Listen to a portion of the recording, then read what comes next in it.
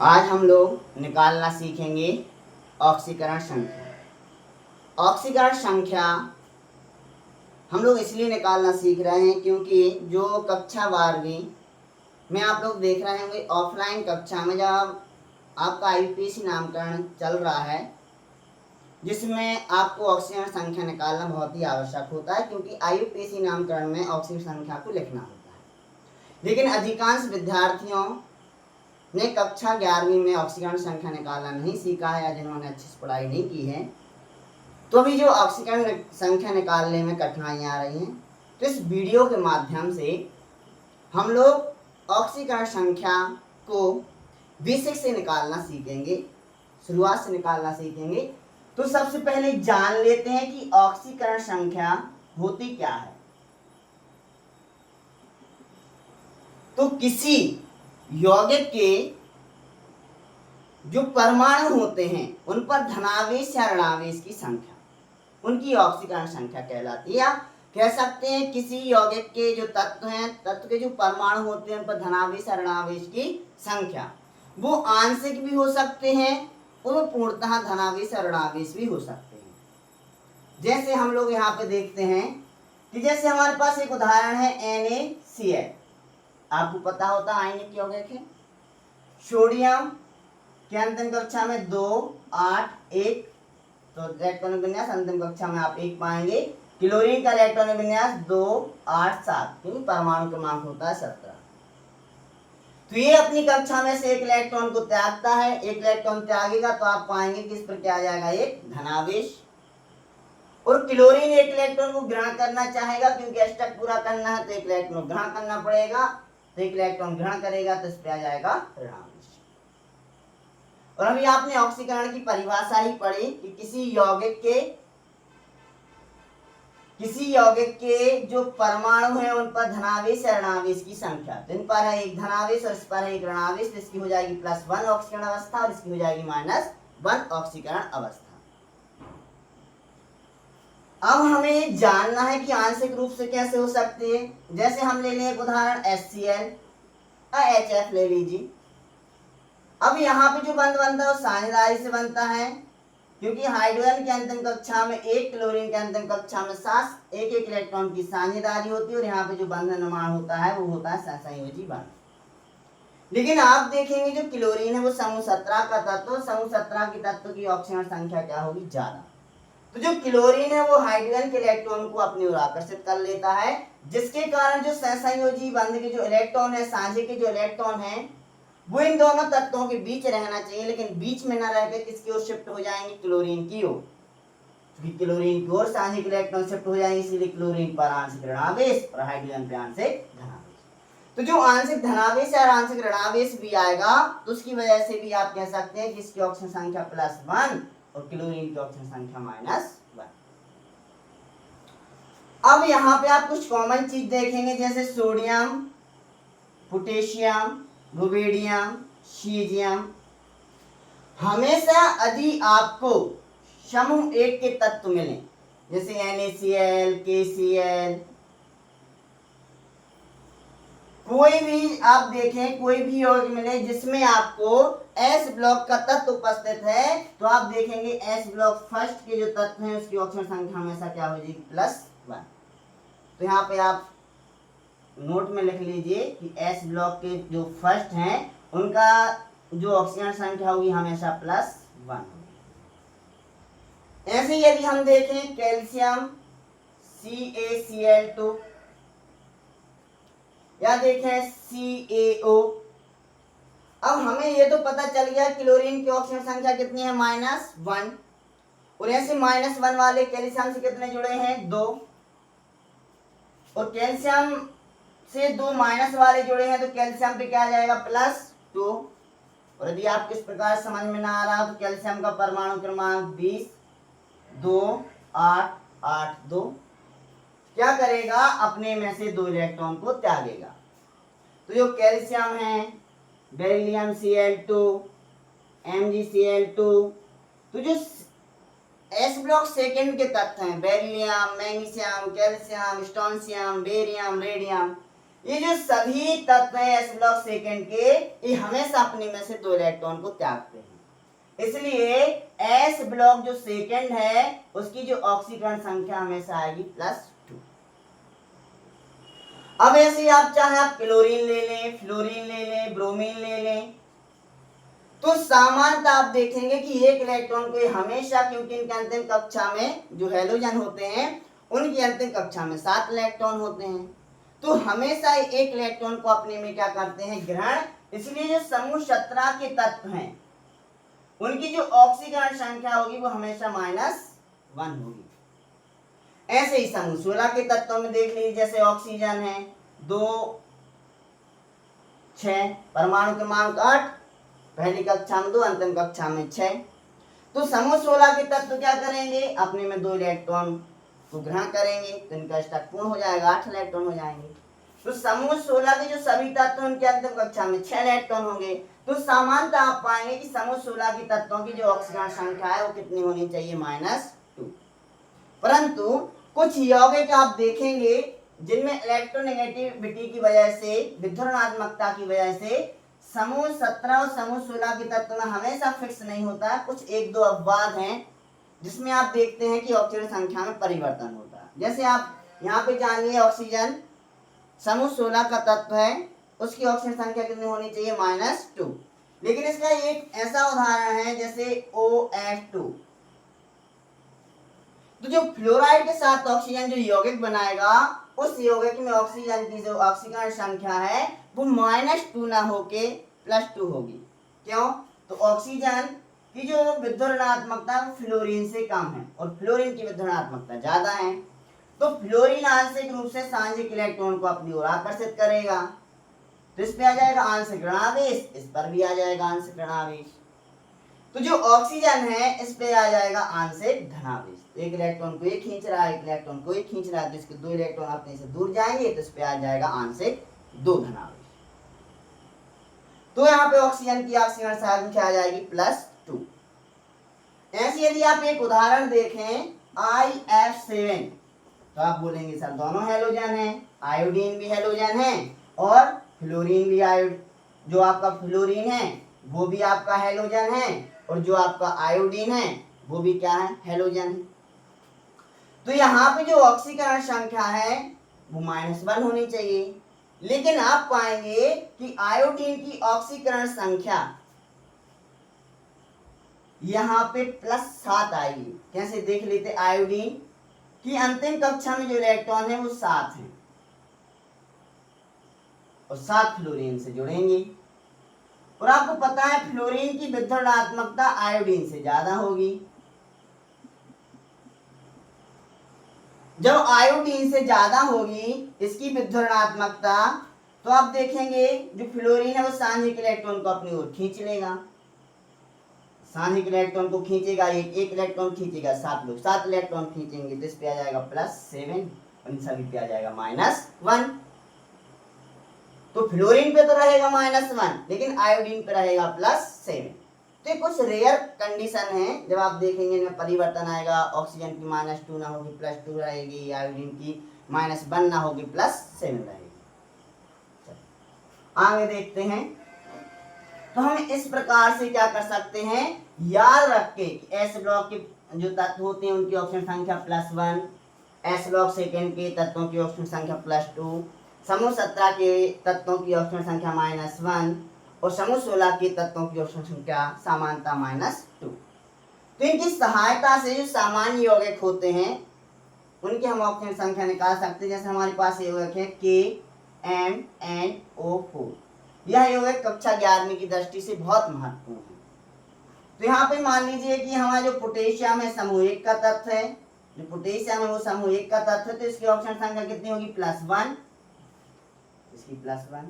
Manganese की हमें निकालनी है, इसकी हमें ऑक्सीजन संख्या ज्ञात नहीं है, जिसकी हमें ऑक्सीजन संख्या ज्ञात नहीं है उसकी मान लेंगे x। ऑक्सीजन की ऑक्सीजन संख्या हमें पता है, ऑक्सीजन समूह 16 का तत्व, तो -2। कितने ऑक्सीजन है, 4।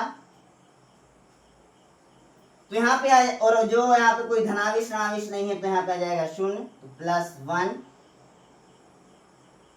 x -8 = 0। x माइनस 7 बराबर 0, x बराबर +7। तो यहाँ पे जो मैंगनीज की ऑक्सीजन संख्या आ गई वो आ गई +7। ऐसे हम कोई दूसरा यौगिक ले लें, जैसे K2Cr2O7 में हमें क्रोमियम की ऑक्सीजन संख्या को ज्ञात करना है। तो पोटेशियम की हमें पता है कि समूह 1 का तत्व पोटेशियम की +1 लेकिन है 2, क्रोमियम की नहीं पता x लेकिन क्रोमियम है 2 तो 2x। ऑक्सीजन की होती है -2, 7 है, -2 × 7 बराबर 0, तो जाएगी +2 + 2x -14 बराबर 0, 2x - 12 बराबर 0, तो x बराबर 12/2, x बराबर आ जाएगी +6। यहाँ पे क्रोमियम जो एक क्रोमियम है वो अपने में से क्या करेगा, 6 इलेक्ट्रॉनों को त्यागेगा, क्योंकि क्रोमियम की जो ऑक्सीजन संख्या वो कितनी आ रही है, +6। ऐसे ही कोई दूसरा उदाहरण और देख लेते हैं, जैसे PO4 3-। यहाँ पे हमें किसकी ऑक्सीजन संख्या ज्ञात करनी है, फास्फोरस की। तो फास्फोरस की ऑक्सीजन संख्या नहीं पता x, ऑक्सीजन की पता होती -2, कितने हैं 4, और इस पे जो आवेश लगा है -3। इन पर कोई आवेश नहीं था तो इनमें हमने बराबर में 0 लगाया था, लेकिन आप देख रहे हैं इसके जो आवेश है उसमें -3 है, तो यहाँ पे बराबर में आ जाएगा -3। x -8 बराबर -3, x बराबर -8 उस साइड जाएगा, +8 +8 में से 3 जाएंगे तो आ जाएगा +5। यहाँ पे फास्फोरस की ऑक्सीजन संख्या आ जाएगी +5। तो ये तो हमने जो कक्षा 11वीं में है, सामान्यतः कक्षा 11वीं के लिए हमने ऑक्सीकरण संख्या निकालना सीखा है, लेकिन ये निकालना भी आवश्यक था, क्योंकि इन्हीं की सहायता की आपको आवश्यकता होगी। इन्हीं की सहायता से आप कक्षा 12वीं में जो आपके कोऑर्डिनेट कंपाउंड है, अवसाद संयोजी यौगिक है, उनकी भी ऑक्सीकरण संख्या निकाल सकते हैं, क्योंकि इनकी जानकारी होना क्या होगा, आवश्यक। तो देखते हैं आप जो कक्षा 12वीं के जो कोऑर्डिनेट कंपाउंड होते हैं, अवसाद संयोजी यौगिक होते हैं, उनके लिए हम लोग ऑक्सीकरण संख्या निकालना सीखते हैं। जैसे अब अपन को लिगेंड, उसमें जो आपको अवसाद संयोजी यौगिक होते हैं वहां पे होते हैं लिगेंड्स, और लिगेंड्स आपको पता होगा 3 प्रकार के होते हैं, उदासीन, ऋणात्मक और धनात्मक। तो यहाँ पे जो उदासीन लिगेंड्स हैं, जैसे जल H2O, aqua, amine NH3, carbonyl CO, ethylene diamine NH2CH2 NH2, जो आप देख रहे होंगे इनके पास लॉन पेयर ऑफ इलेक्ट्रॉन होता है दान करने के लिए। तो हमारे पास उदासीन लिगेंड्स है, उन पर कोई आवेश नहीं होता है। दूसरे होते हैं ऋणात्मक लिगेंड्स, जिनमें आते हैं फ्लोरो, chloro, bromo, आइडो, cyano,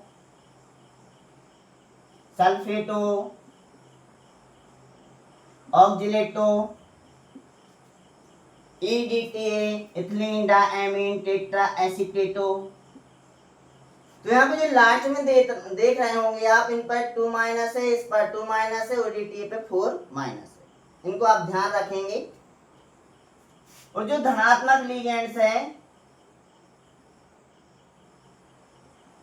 NO+, nitrosonium ion, तो इनकी ऑक्सीकरण संख्या आपको दिख रही होगी, जितना माइनस लगा हुआ है उतना उसकी ऑक्सीकरण संख्या माइनस में होगी, जितना प्लस लगा उतनी प्लस में होगी, और इन पे कोई धनावेश ऋणावेश नहीं लगा है, तो इनकी जो ऑक्सीकरण संख्या होगी वो 0, मतलब कोई धनावेश ऋणावेश नहीं है, तो इनकी ऑक्सीकरण संख्या क्या होगी, 0।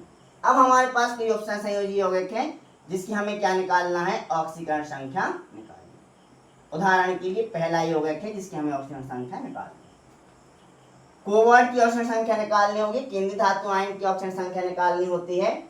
हम इन ऑक्सीजन संयोजी यौगिकों का IUPAC नामकरण करेंगे। तो कोबाल्ट की ऑक्सीजन संख्या नहीं पता तो कितनी होगी, x, लेकिन हमें ये पता है ये एमीन है, उदासीन होता है, तो इसकी ऑक्सीजन संख्या कितनी होगी, 0, 6 है, 0 का 6 में गुणा होगा 0, तो आ जाएगा, और यहाँ पे जो आवेश हो +3, तो बराबर आ जाएगा +3।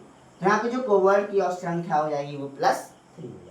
दूसरा आयुक्त लेते हैं, NiCN4 2-।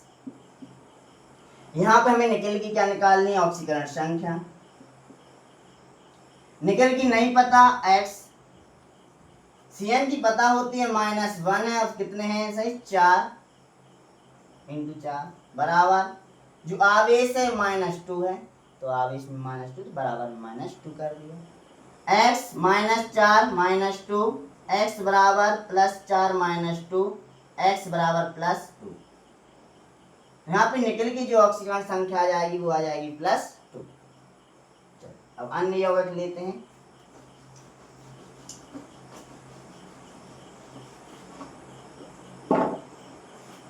यहाँ पे अब जो लेते हैं K2 CO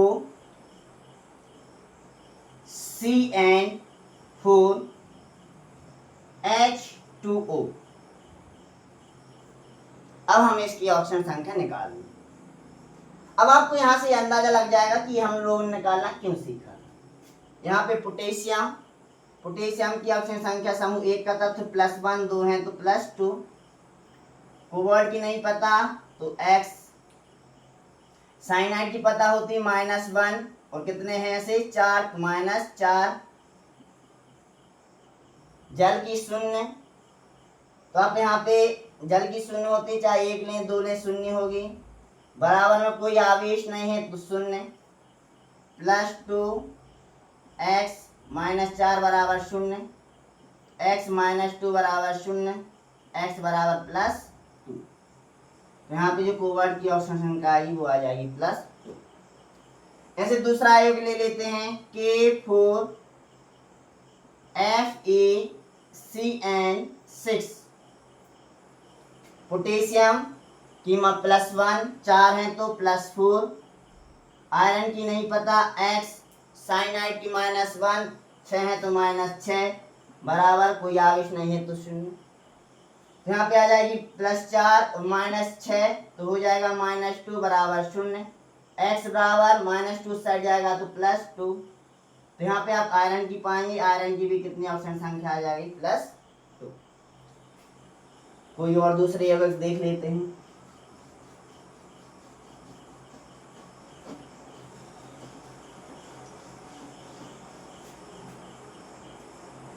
C।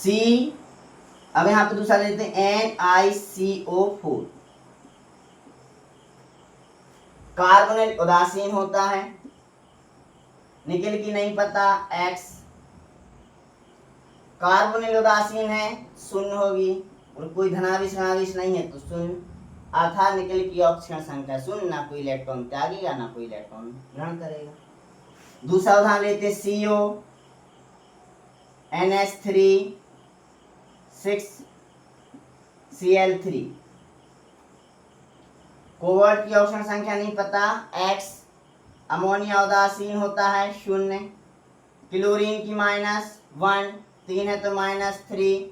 कोई धनावेश नहीं है ब्रैकेट के ऊपर तो बराबर में 0। x बराबर +3। तो इस प्रकार आप देख पा रहे होंगे कि हम क्या कर रहे हैं, केंद्रीय धातु आयन की ऑक्सीकरण संख्या को निकाल पा रहे हैं। कुछ अब जटिल लिगेंड शिफ्ट यौगिकों के मतलब आप ऑक्सीकरण संख्या निकालना सीख लेते हैं। जैसे इथिलीन डायमीन आ जाए, ऑक्जेलेट आ जाए, EDTA आ जाए, देख लेते हैं कैसे आएगी इसकी ऑक्सीकरण संख्या। जैसे CuEDTA आपको पता है EDTA पे -4 आवेश होता है और -4 आवेश के साथ जो हेक्सा मतलब षडयंत्र होता है, हेक्सावेलेंट होता है। कॉपर की नहीं पता X। EDTA का जो आवेश है -4 अकेला है, कोई गुणा करने की आवश्यकता नहीं है। जो आवेश है -2 x बराबर +4 -2 x बराबर +2। तो यहाँ पे जो कॉपर की और संख्या आ गई वो आ गई +2। अगला कोई यौगिक देख लेते हैं। जैसे COEN2C2O4 2 किसको एक ही ले लेते हैं। यहाँ पे ऑप्शन यहाँ पे लिख लेते हैं -1, केवल माइनस लगा। इथिलीन डायमीन डाइवेलेंट है लेकिन उदासीन है, कोई समस्या ही नहीं है, द्विदंतोर है लेकिन उदासीन है, तो इसका तो शून्य हो जाएगा। ऑक्जिलेट पे आता है -2, ऑक्जिलेट पे -2 और 2 है तो हो जाएगा -4। कोबाल्ट की नहीं पता, एक्स En की तो शून्य होती है, इसकी -2, 2 है तो -2 × 2 बराबर -1, x बराबर +4 -1, x बराबर आ जाएगा +3। तो यहाँ पे जो ऑक्सीजन संख्या आ जाएगी वो आ जाएगी +3। एक और अंतिम उदाहरण देख लेते हैं ताकि कंफर्म हो जाए और आपसे ऑक्सीजन संख्या निकालते बन जाए। Na3 Cu H2O CN4 Cl2।